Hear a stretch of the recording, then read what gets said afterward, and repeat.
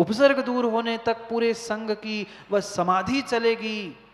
जरूरी नहीं है कि वह समाधि पूर्ण यम रूप हो, कुछ दिन की भी हो सकती है। उन्होंने घोषणा करवाई, पूरे संघ में आज्ञा दे दी कि सबकी समाधि चल रही है जब तक ये उपसर्ग दूर नहीं होगा। जब तक ये उपसर्ग दूर नहीं होगा तब तक आहार पानी जल सबका त्याग। माँ विचार करो क्या स्थिति हो रही होगी। 1 दिन हो गया, 2 दिन हो गए, 3, 4, 5, 6 दिन हो गए। एक बार धुआं गले में जाता है तो गले की क्या हालत होती है। और लगातार सुबह शाम मात्र यज्ञ चल रहा था, कितना धुआं, कितनी बदबू, और क्या स्थिति हुई होगी मुनिराजों की। पर वे अपने ध्यान में थे, समाधि में लीन हो गए थे। और उधर वह मिथिला नगरी में एक श्रुतचंद्राचार्य नाम के मुनिराज थे। वह रात्रि में निद्रा कर रहे थे खुले में, और निद्रा करते करते उन्होंने वह आकाश को देखा, आसमान में देखा, और अचानक से उन्होंने देखा कि जो श्रवण नक्षत्र है वो टूट के गिर रहा है। ज्योतिषाचार्य जी, सब ग्रह नक्षत्र के संकेत होते हैं। जैसे ही उस टूटते हुए श्रवण नक्षत्र को देखा, रात के समय में मुनिराज के मुख से शब्द निकला, आहा घोर उपसर्ग, घोर उपसर्ग। बगल में एक शुल्लक जी थे, मुनिराज के बगल में ही एक पुष्पदन नाम के शुल्लक जी थे। उन्होंने कहा, गुरुजी आप रात में बोल रहे, आपके मुख से मैंने आज तक कभी रात में आवाज नहीं सुनी, और ये रात के समय में आपने कुछ कहा। वह श्रुत चंद्राचार्य पुनः बोल पड़े, क्या करूं बेटा, क्या करूं बेटा। निमित्त ज्ञानी थे, उन्होंने कहा 700 मुनिराजों पर घोर उपसर्ग प्रारंभ है, आज 6वां दिन है। लड़ने मत पहुंच जाना ज्ञानियों। अनिल भाई, मुनिराज रात में कैसे बोले। समाधि के समय और विषमता के समय वह मौन तोड़ने की उन्हें छूट है। नहीं तो तुम लड़ने पहुंच जाओ, नहीं तो प्रचार कर दो कि अरे वे तो महाराज ही नहीं बचे, वे तो रात में बोल रहे थे।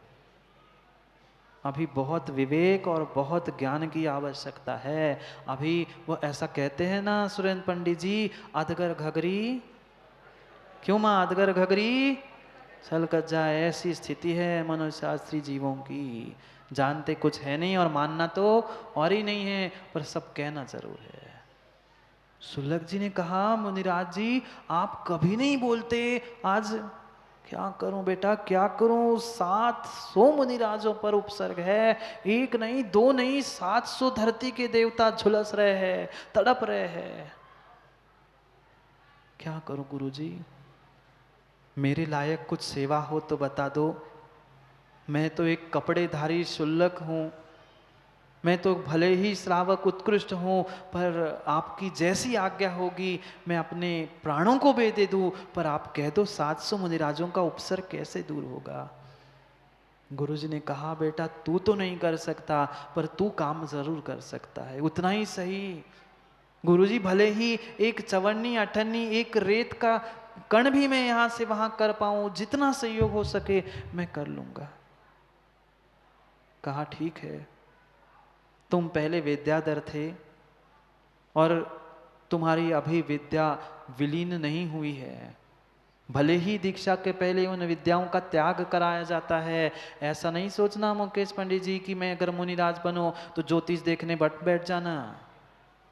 हाँ, आगम की आज्ञा है दीक्षा लेने से पूर्व उन सभी प्रकार का विद्याओं का विसर्जन करना होगा। विसर्जन तो बेटा तुम्हारा किया है, पर तुम विद्या भूले नहीं हो। उसने कहा, गुरुजी आप बताइए, आप जैसा कहोगे मैं वैसा करूंगा। उसने कहा, अपने उस विद्या के बल से तुम पहुंच जाना। यहाँ से एक धरणीधर पर्वत है, उस धरणीधर पर्वत पर एक मुनिराज विराजमान है। क्या करूं वहां जाके गुरुजी, आज्ञा करो। वहां पर जो विष्णु कुमार मुनिराज विराजमान हैं, उन्होंने वह रिद्धि प्रकट कर ली है। क्या? हाँ, उन्होंने उस विक्रिया रिद्धि को प्रकट कर लिया है।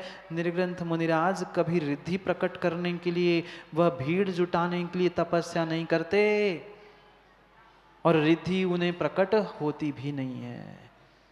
रिद्धि उन्हें ही प्रकट होती है, उन्हें ही प्रकट होती है जो उस रिद्धि की चाह नहीं रखते। चाह करने वाले को कुछ नहीं मिलता। उस श्रुत चंद्राचार्य गुरु ने कहा कि बेटा वे इतने इतने इतने निस्सीम हैं, इतने वे किसी भी प्रकार की इच्छा से रहित है, आप उनके पास पहुंचो, वे चाहे तो इस उपसर्ग को दूर कर सकते हैं। तुरंत वह शुल्लक जी पहुंचे उस धरणीधर पर्वत पर और उस विष्णु कुमार मुनिराज के सामने हाथ जोड़कर खड़े होकर कह दिया, मुनिराज जी, मुझे मेरे गुरु ने, मेरे आचार्य भगवान ने भेजा है।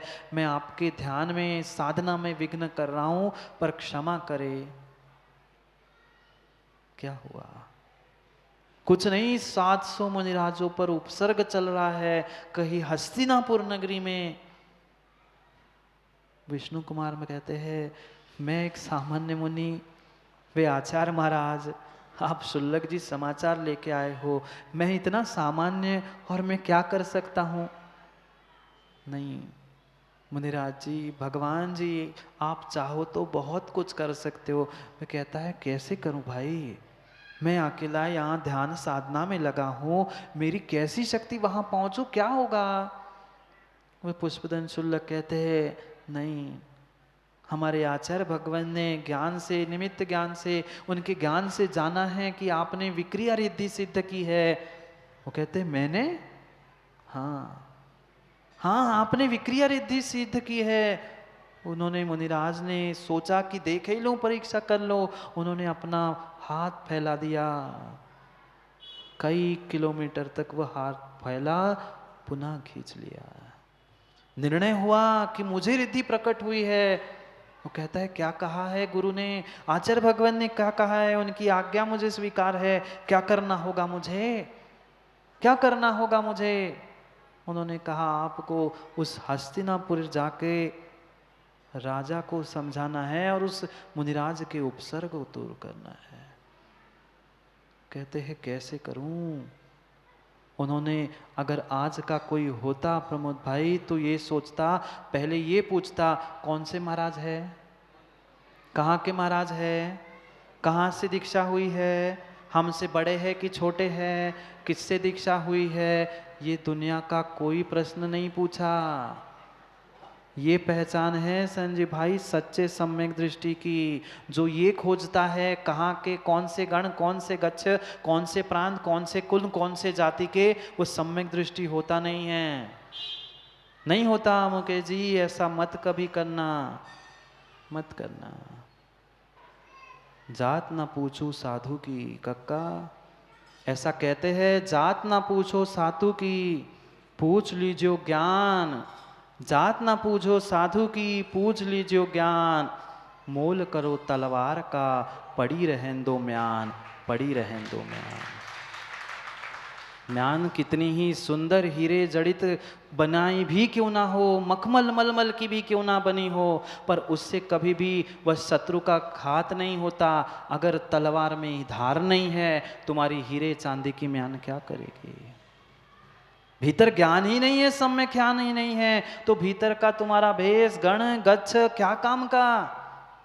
नहीं पूछा, नहीं पूछा। ये सम्यक दृष्टि का वात्सल, स्थितिकरण, उपगण, राजेश भाई, ये है अंग। नहीं पूछा, पहुंच गए, क्योंकि सीधी सी बात थी, उपसर्ग दूर करना था तो वह भेष भी छोड़ना पड़ता,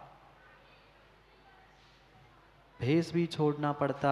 ये नहीं विचार किया कि मैंने इतनी साधना की, रिद्धि मुझे प्रकट हो गई, मैं भेष छोड़ के जाऊंगा तो मैं आज का शिष्य कहलाऊंगा, आज का दीक्षित कहलाऊंगा। उन्होंने कहा, ठीक है, मैं कर लूंगा अपना फिर से छेदोपस्थापना, फिर से दीक्षा ले लूंगा, पर 700 मुनिराजों को बचाना है, हम एक को नहीं बचा पाते शैलू।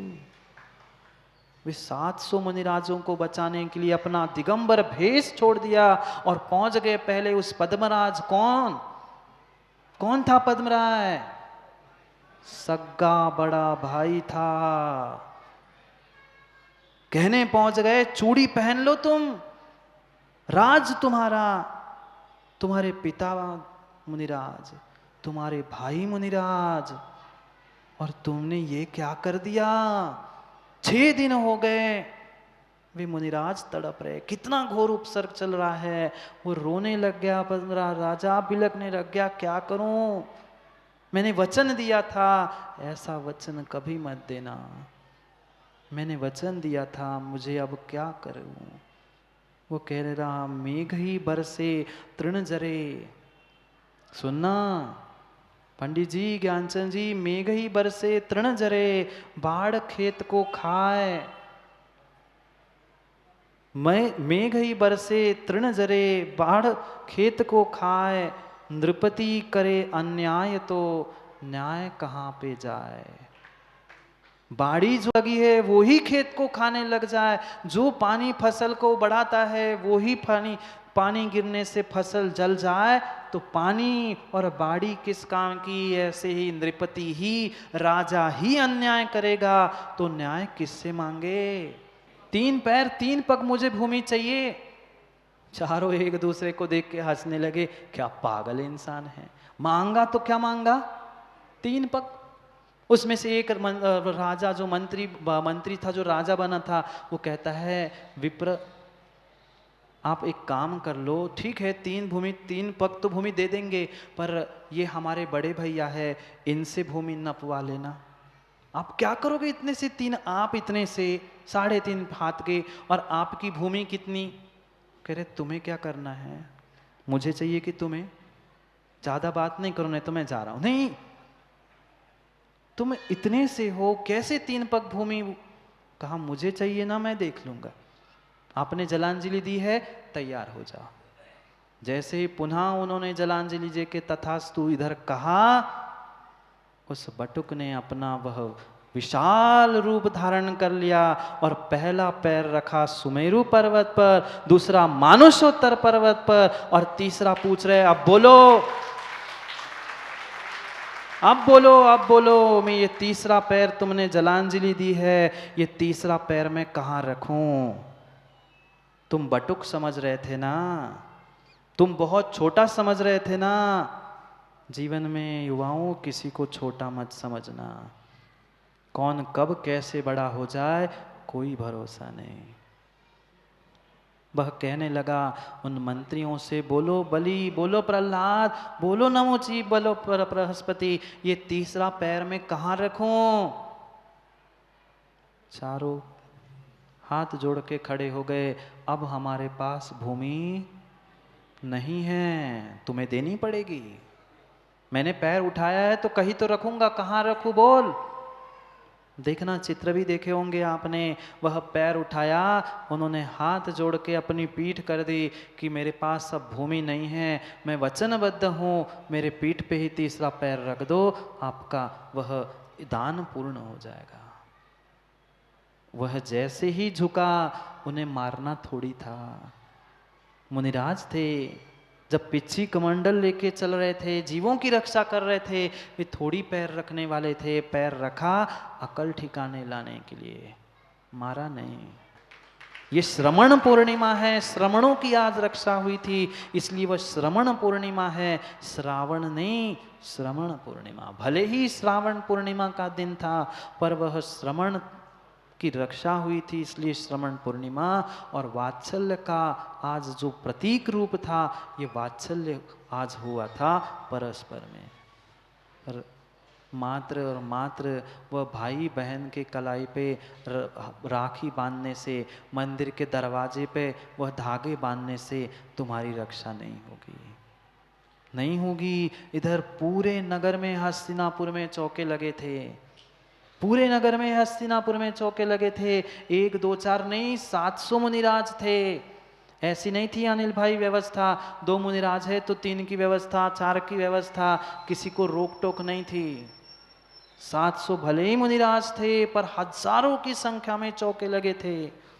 मुनिराज तो 700 थे। अभी देखोगे 2 ही है कक्का, पर 8, 10, 12 खड़े रहे बेचारे, अतरो अतरो। वे 700 मुनिराजों के 700 घरों में निर्विघ्न आहार हुए, पर बचे हुए माँ सम्यक दृष्टि का चौका कभी खाली नहीं जाता, और जिसका चौका खाली जाता है उस सम्यक दृष्टि होता नहीं है। परम सत्य है। वे 700 मुनिराजों के तो आहार, मुनिराज तो एक ही समय एक आहार, एक चौके में तो जाएंगे, एक चौके में निर्विघ्न आहार हुए, पर बचे हुए जो वहां पर जीव थे, जिनके यहाँ चौका लगा था, उन्होंने वो जिनके यहाँ आहार हुए, जिन्होंने मुनिराज का पड़गान करके आहार दान दिया था, उनको उन चौके वालों ने ले गए जिनके यहाँ आहार नहीं हुए थे। और फिर तुमने धर्म की, मुनिराजों की रक्षा की, इसलिए वह रक्षा बंधन प्रारंभ हुआ, ना कि भाई बहन के वह मात्र संबंध के लिए है। धर्म और धर्मात्मा का एक दूसरे प्रति वह रक्षा का बंधन हो, ये वास्तव में ये आज का रक्षा बंधन है। ऐसा नहीं है कि भाई ही बहन को बांधे, वह पति भी पत्नी को और पत्नी भी पति को, माँ भी बेटे को और बेटा भी माँ को, हर धर्मात्मा दूसरे धर्मात्मा को बांधे। यह है वास्तव में रक्षा बंधन। किसी को बंधन में डालने वाला नहीं, लिफाफे देख के मां राखी बांधना नहीं, धर्म को देखकर धर्मात्मा को रक्षा के लिए आह्वान करना, यह है धर्म का रक्षा बंधन। और इसलिए वह रक्षा सूत्र रक्षाबंधन के दिन बांधा जाता है। जाओ, समय हो गया, खीर बन गई होगी। हस्तिनापुर में वह पता था माँ को कि इतने दिन के उपवास है, कंठ सूख गया होगा, माताओं ने सिमया की खीर बनाई थी और उससे पारणा कराया था। जाओ, आपके पारणा का समय हो गया है। बहुत सारे संजय भाई रिश्तेदार भी आए हैं, तैयारी बैठे होंगे राखी बांधने के लिए। राखी बांधो नहीं बांधो, पर रक्षा का सूत्र अगर अपने हृदय में बांध लिया तो पक्का मानना इस जिनवाणी के सूत्रों से तुम्हारा रक्षा सूत्र बन जाएगा। समय हो गया है। 700 मुनिराजों पर आज ही के दिन वह उपसर्ग दूर हुआ था। हमारे भी जीवन में जो उपसर्ग दूर हुआ, हम उस वात्सल्य गुण को प्राप्त करते हुए समय को पुनः समय पे समझते हैं, क्योंकि समय पे किया गया काम समय को दिलाता है। बोली भगवान महावीर स्वामी की।